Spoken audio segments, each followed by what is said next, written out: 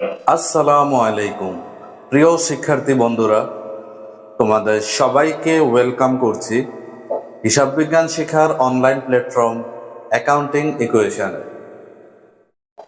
ভিডিওটি শুরু করার আগে বলে নিতে চাচ্ছি, আপনি যদি হিসাব বিজ্ঞানের অধ্যায় ভিত্তিক ভিডিও পেতে চান তাহলে অবশ্যই অ্যাকাউন্টিং ইকুয়েশন চ্যানেলটি সাবস্ক্রাইব করে পাশে থাকা বেল বাটনটি প্রেস করে রাখুন আমাদের পরবর্তী ভিডিওর নোটিফিকেশন পাওয়ার জন্য।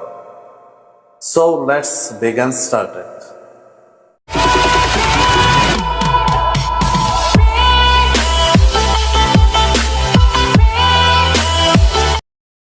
Hi, this is Rashid. Welcome back to a new video.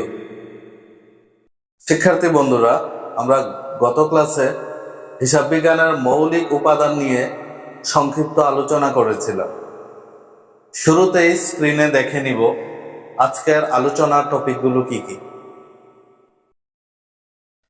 ব্যবসায়ের অর্থনৈতিক পরিসম্পদ যা মুনাফা অর্জনের উদ্দেশ্যে ব্যবহার করা হয় তাকে সম্পদ বলে। সম্পদ চার প্রকার। নাম্বার 1 চলতি সম্পদ, নাম্বার 2 বিনিয়োগ, নাম্বার 3 স্থায়ী সম্পদ অ্যান্ড নাম্বার 4 অলিক বা ভুয়া সম্পদ। প্রতিষ্ঠানের মোট সম্পদের উপর মালিক বা বাহিরের লোকজনের যে দাবি তাকে দায় বলে। দায় প্রধানত দুই প্রকার, অন্তর্দায় ও বহির্দায়। প্রতিষ্ঠানের মোট সম্পত্তির উপর মালিকের যেই দাবি তাকে অন্তর্দায় বলে। প্রতিষ্ঠানের মোট সম্পত্তির উপর মালিক ব্যতীত অন্যান্য পক্ষ অর্থাৎ বাহিরের লোকজনের যে দাবি সেটি হচ্ছে বহির্দায়। দায় বলতে সাধারণত বহির্দায়কে বোঝায়। বহির্দায় দুই প্রকার, নাম্বার 1 চলতি দায়, নাম্বার 2 দীর্ঘমেয়াদী দায়। ব্যবসায়ের যে সকল সম্পদ স্বাভাবিক প্রক্রিয়ায় 1 বছর বা তার কম সময়ের মধ্যে নগদ অর্থে রূপান্তর করা যায় তাই হচ্ছে চলতি সম্পদ। ব্যবসায়ের যে সকল দায় স্বাভাবিক প্রক্রিয়ায় 1 বছর বা তার কম সময়ের মধ্যে পরিশোধ করে দিতে হয় তাই হচ্ছে চলতি দায়। প্রিয় শিক্ষার্থী বন্ধুরা, এখন আমি তোমাদের সাথে শেয়ার করব চলতি সম্পদ ও চলতি দায় শেখার একটি দুর্দান্ত টেকনিক। আপনাদেরকে বলে রাখছি, এই টেকনিকগুলো একান্তই আমার নিজস্ব সৃষ্টি। দীর্ঘদিন পড়ানোর অভিজ্ঞতা থেকে একটা জিনিস বুঝতে পেরেছি, শিক্ষার্থী বন্ধুদেরকে আনন্দদায়ক ও সহজবোধ্য ক্লাস দেওয়ার জন্য গতানুগতিক প্রেজেন্টেশন বাদ দিয়ে ডিফারেন্ট ও ক্রিয়েটিভ ওয়েতে ক্লাস প্রেজেন্টেশন করাটা খুবই গুরুত্বপূর্ণ। চ্যানেলটি যদি সাবস্ক্রাইব করে না থাকেন তাহলে অবশ্যই চ্যানেলটি সাবস্ক্রাইব করে ফেলুন। কথা দিচ্ছি, আমাদের এই চ্যানেলটিতে নিয়মিত হিসাব বিজ্ঞানের অধ্যায় ভিত্তিক ভিডিও আপলোড করা হবে।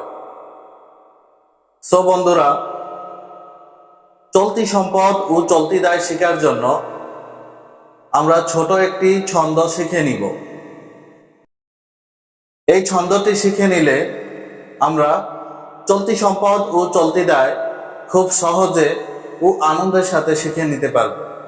সো আমরা এখন দেখব ছন্দটি কি। ছন্দটি হচ্ছে প্রাণ, বেদেম ও অপ্রাস্য। প্রা দিয়ে প্রাপ্য নোট বা প্রাপ্য বিল, যা একটি চলতি সম্পদ। এটিকে উল্টালে আমরা প্রদয় নোট বা প্রদয় বিলকে পাবো, যা হচ্ছে একটি চলতি দায়। ন দিয়ে নগদ তহবিল, যা একটি চলতি সম্পদ। নগদ তহবিলের উল্টো হয় না। বে দিয়ে ব্যাংক জমা, যা একটি চলতি সম্পদ। এটিকে উল্টালে আমরা পাই ব্যাংক জমাতিরিক্ত বা ব্যাংক ওভারড্রাফট, যা একটি চলতি দায়। দিয়ে দেনাদার বা প্রাপ্য হিসাব, যা একটি চলতি সম্পদ। এটিকে উল্টালে আমরা পাই পাওনাদার বা প্রদেয় হিসাব, যা একটি চলতি দায়।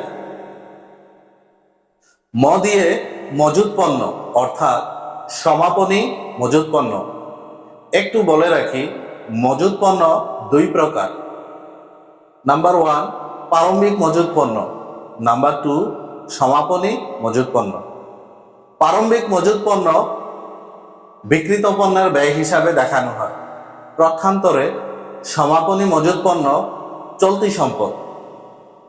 সমাপনী মজুদ পণ্যের উল্টো হয় না। দিয়ে অগ্রিম খরচ, যা একটি চলতি সম্পদ। এটিকে উল্টালে আমরা পাই অনুপার্জিত আয় বা অগ্রিম আয়, যা হলো একটি চলতি দায়।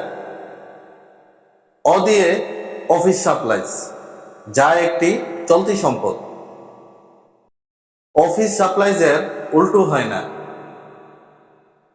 দিয়ে প্রাপ্য বা বকেয়া আয়, যা একটি চলতি সম্পদ। একে উল্টালে আমরা প্রদেয় বা বকেয়া খরচকে পাব, যা হচ্ছে একটি চলতি দায়। দিয়ে স্বল্পমেয়াদী বিনিয়োগ, যা হচ্ছে একটি চলতি সম্পদ। এটিকে উল্টলে আমরা পাব স্বল্পমেয়াদী ঋণ, যা হচ্ছে একটি চলতি দায়। প্রিয় শিক্ষার্থী বন্ধুরা, আজকের ভিডিওটি আপনার কাছে কেমন লেগেছে অবশ্যই কমেন্ট করে জানান। আর এখনো যদি ভিডিওটিতে লাইক না দিয়ে থাকেন, তাহলে অবশ্যই একটি লাইক দিয়ে দিন। আপনাদের যে কোনো সমস্যা বা জিজ্ঞাসা আমাদেরকে বলতে পারেন আমাদের ফেসবুক গ্রুপে। আমাদের ফেসবুক গ্রুপের লিংক ভিডিও ডেসক্রিপশনে দেয়া থাকবে। তো বন্ধুরা, এই ছিল আজকের ভিডিও। দেখা হবে পরবর্তী ভিডিওতে। সে পর্যন্ত ভালো থাকুন, সুস্থ থাকুন। আসসালামু আলাইকুম।